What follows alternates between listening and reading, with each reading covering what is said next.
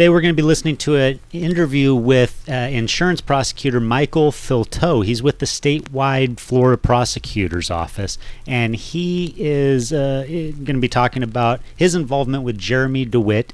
He doesn't know him personally, but he was brought the case by Detective Michael Warner, which is an insurance investigator. So this is going to be answering some of our questions about the Jeremy Dewitte and insurance, and this is also related to his recent arrests and investigation of Sergeant Keith Vidler and Corporal John Ramsey as well.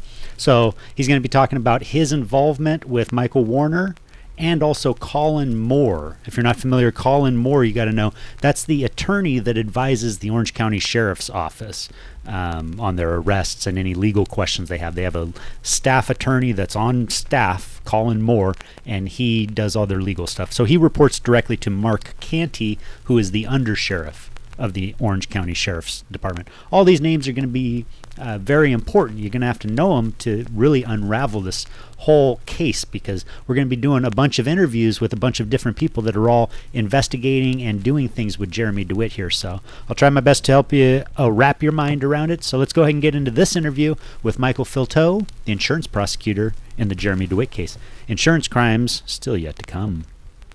I'm currently interviewing. Can you just state your name for me? My name is Michael Filteau. And what organization or agency are you with? So I am an assistant statewide prosecutor with the Florida Attorney General's Office of Statewide Prosecution. Okay. And Mr. Filteau, are you aware that I'm recording this interview? Yes. Has anyone threatened, coerced, or offered you any preferential treatment to give this statement? No. Are you under the influence of drugs or alcohol that may impair your testimony? No. And I'm going to swear you in. Do you swear or affirm the testimony you are to provide will be true and correct? Yes. Okay.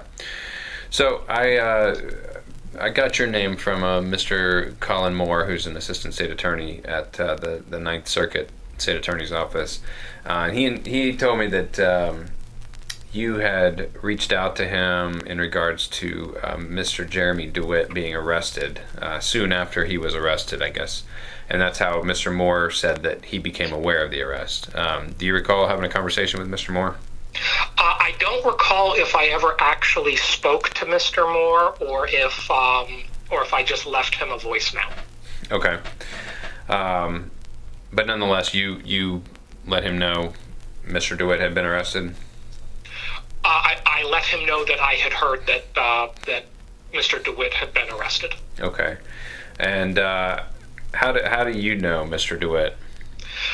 Well, I don't know him personally, but I currently have an active investigation into Mr. Dewitte for various insurance fraud-related matters in a couple of different circuits in the state of Florida that was brought to my office by Detective Mike Warner with the Division of Investigative and Forensic Services, Bureau of Insurance Fraud. Okay. Yeah, that's quite a name. Okay, so Mr. Warner is one of the investigators that's conducting a case that you're prosecuting, is that correct? Well, assuming we develop sufficient evidence for me to actually charge him and prove a crime beyond a reasonable doubt, yes. As it currently is, we are still in the investigative stage. So as I understand it, Detective Warner is still collecting information and evidence to determine whether or not we will have sufficient evidence to prosecute. Okay. And in your discussions with Mr. Warner, have you ever... Is it common for him to reach out to a local law enforcement agency?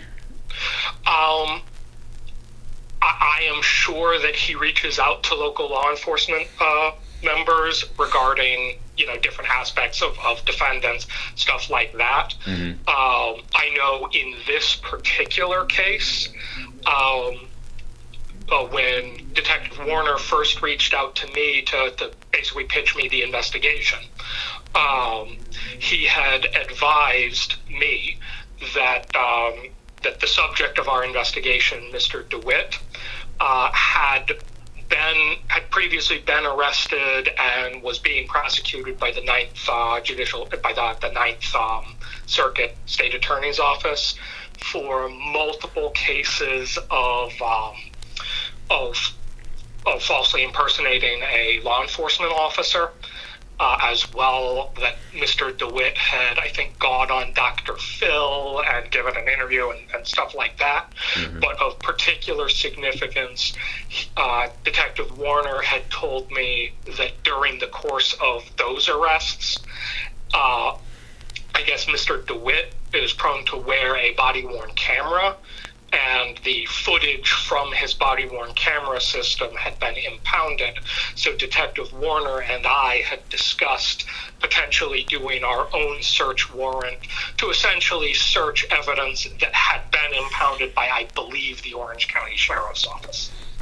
Okay. For our own purposes. Okay. And so, are you aware of Sergeant Vidler contacting insurance companies directly?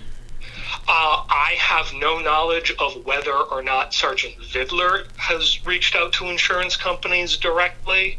What I do know is, at least from what Detective Warner told me, is that his investigation started with an insurance company that reached out to him regarding alleged fraud by the subject, Mr. Dewitte, in the application for insurance for that company, and that's where Detective Warner's investigation started. And from what Detective Warner told me, as his investigation has progressed, he has uncovered other potential insurance fraud issues. Okay. Do you know if that the insurance company reached out directly to the Bureau of Fraud Investigation or Insurance Fraud Investigation? My belief is that they did, but obviously I wasn't present, so that's a question that Detective Warner would have to answer for sure. Okay. But I believe they reached out to him. Okay. To those investigators rather than the other way around. Okay, very good. And you provided me with Mr. Warner's information. I appreciate it. Correct. Is there anything else that you know about this investigation you'd like to add?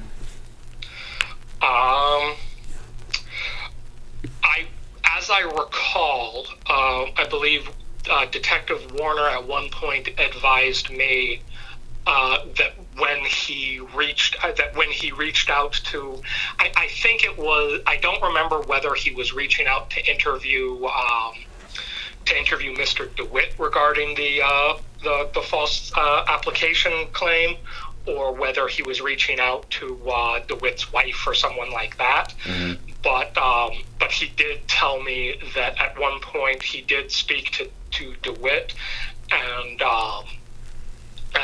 DeWitte seemed to think that his investigation had started with an Orange County sheriff's sergeant. Okay, that was Mr. DeWitte's belief. Yeah, that's what Detective Warner told me. Okay. That DeWitte said. Okay, all right. I'll reach out to Mr. Warner. I appreciate it. Absolutely. The current time is 1:13 p.m. and that concludes. All right, so there it is. It's a little interview there. Now, if you want to hear the interview with Mr. Michael Warner, then stay tuned. Make sure you subscribe, because we're going to be releasing that interview very soon, along with interviews with Jeremy, Colin Moore, Jennifer Burton, Deputy Reeves, Keith Vidler, Corporal John Ramsey, Marcus Canty. Think of a name and just name it. Captain Sandy Carpenter, Larry Zwig, everybody. So make sure you stay tuned. Make sure you like this video. Make sure you comment down below. And I appreciate you watching. And as always, have yourself a great day.